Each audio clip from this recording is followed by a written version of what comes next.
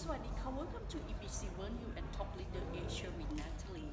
Today I would like to invite one of you to joining us the Chief of Defense Conference สวัสดีค่ะคุณผู้ชมคะวันนี้นาตาลีขอนำคุณผู้ชมนะคะเข้าสู่การประชุมผู้บัญชาการทหารสูงสุดภูมิภาคอินโดแปซิฟิกประจำปี 2568 นะคะ On August 25, 2025, the Royal Thai Armed Forces Headquarters welcomed Air Chief Marshal Dan Quinn, Chairman of the Joint Chiefs of Staff U.S. Armed Forces, on the occasion of his official visit to Thailand as a guest of the Royal Thai Armed Forces Headquarters, and to attend the Indo-Pacific Chief of Defense Conference 2025 at the Dusitani Hua Hin Hotel from August 25 to 28, 2025.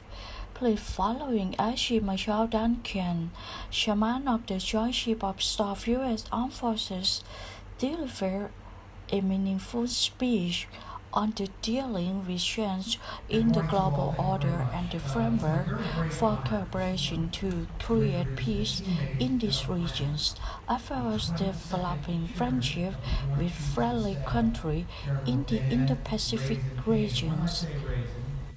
In addition to the war following this meeting, we must also follow the movement of the superpower China, Russia, India, North Korea, along with the number of friendly countries that are socialist regimes that have been invited to attend, commemorating the 80th anniversary of the victory in the Chinese People's War of resistance against Japanese aggression and the World Anti-Fascist War at the Great Hall in Beijing. Truly a beautiful place, and my hat's off to all of the team from the Thailand military here who pulled this together, and to the staff.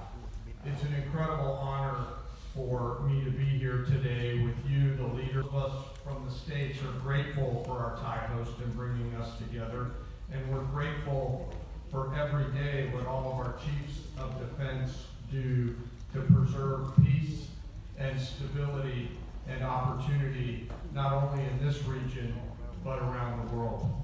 Minister, I want to say thank you in particular for opening up this conference, and I want to thank my friend and brother, General Song Wit, for having this conference here.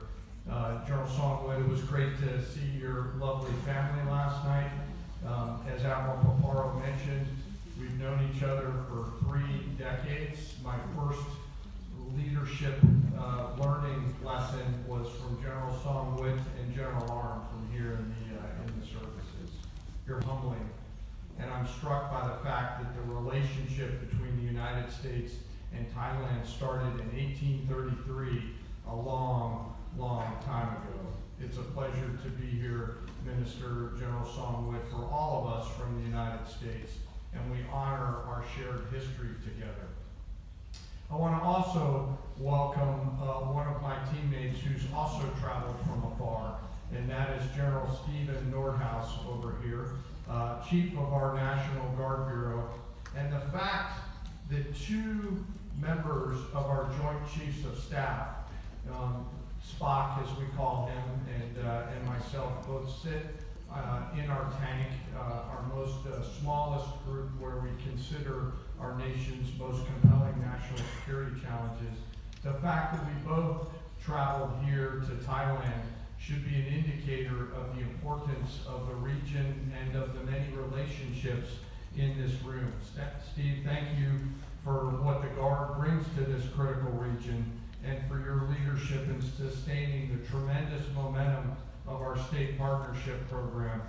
You here are active in the state partnership program, and it's such a great case study of decades-long relationships that built on trust with each other. Admiral Paparo, happy. We could not be more lucky to have you commanding Indo-Pacific Command. Our nations, our allies, our partners are all blessed to have you and your family in Hawaii. You are the right leader at the right time, not just for the United States, my friend, but for the entire world. You bring everything that we need and more out leadership. I just wish that you'd been an Air Force guy. Most importantly, I want to thank all the chiefs of defenses, the senior military leaders from all over the world today, from Northeast Asia to Southeast Asia, South Asia, Oceania, North and South America, and Europe, including the chair of our military committee, our dear friend Admiral Giuseppe Dragone, who comes to us from NATO a long, long way, who told me he'd stepped away from his 7-month-old granddaughter, their first granddaughter, to come here and be with fellow Chads. So to everyone, thank you so much for being here. It's truly meaningful to all of us. The first time a chairman of the Joint Chiefs came to an Indo-Pacific Chads conference was 2016, when U.S. Marine General Joe Dunford came out and said that the United States is, quote, committed and fully prepared to meet our alliance responsibilities in the region. And we are still to this day. Today I echo his words because this region is critical to the United States. And together we must each do our part, my friends, to secure its safety and prosperity for the decades and decades to come. Will be written right here in the Indo-Pacific. Spanning more than 52% of the planet's surface, it's home to half of the world's population. Your region, this region, truly drives the global economy, accounting for 2/3 of all of our economic growth. And in today's modern and interconnected world, what happens here shapes everywhere. Our history, our people, our future are linked together.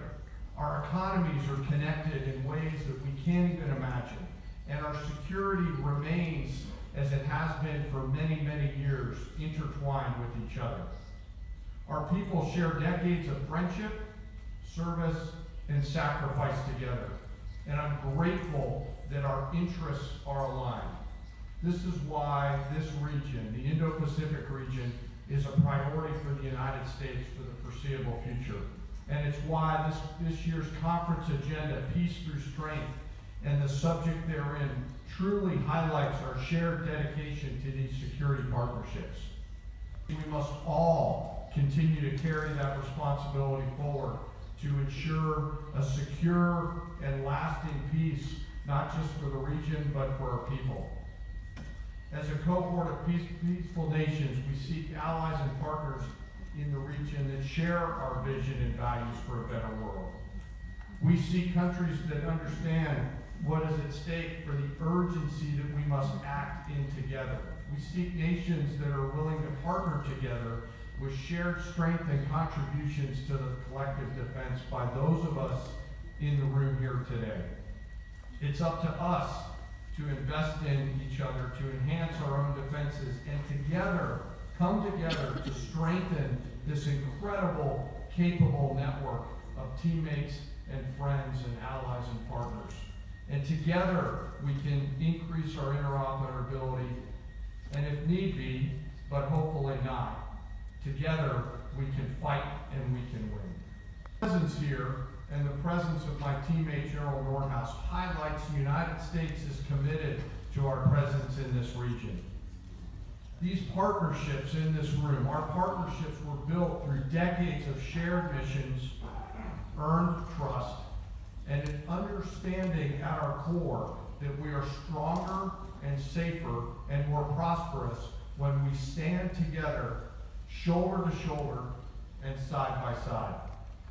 There is no doubt that we are in this together, and through world's history, and even now, bad actors are out there conducting illegal and coercive, aggressive, and deceptive things that jeopardize the stability and security of the region and put inhibitors in the way of our prosperity, our sovereignty, threaten our livelihoods, and increase the risk of miscalculation.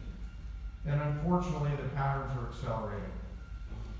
Bad actors have grown bolder in challenging internationally accepted norms and the sovereign rights of nations across the Indo-Pacific. While responsible nations use military strength to uphold security, Others are using their assets to harass legitimate operations, intimidate their neighbors, and attempt to restrict lawful access to sovereign economic zones. But those who put our prosperity at risk don't get to decide our shared destiny. Only we do, both individually and collectively. We in these key leadership jobs now, we own these outcomes. And if not now, then when? And if not us, then who? And there's wonderful partnership opportunities that remain in front of us as we come together to generate peace through strength. And that's exactly what we're doing every day in the region. You can see it in the strength of our forward posture. You can see it in the exercises that we do side by side. You can see it in the actions and activities of our militaries that work together, all creating trust and partnerships between our military services. It's through these outstanding efforts and exercises like Cobra Gold that brought together Indonesia, Japan, Malaysia, Singapore, and the Republic of Korea. It's other examples like in the Armed Forces of the Philippines, the United States, Australia, down in Balikatan for the 40th iteration of that great exercise.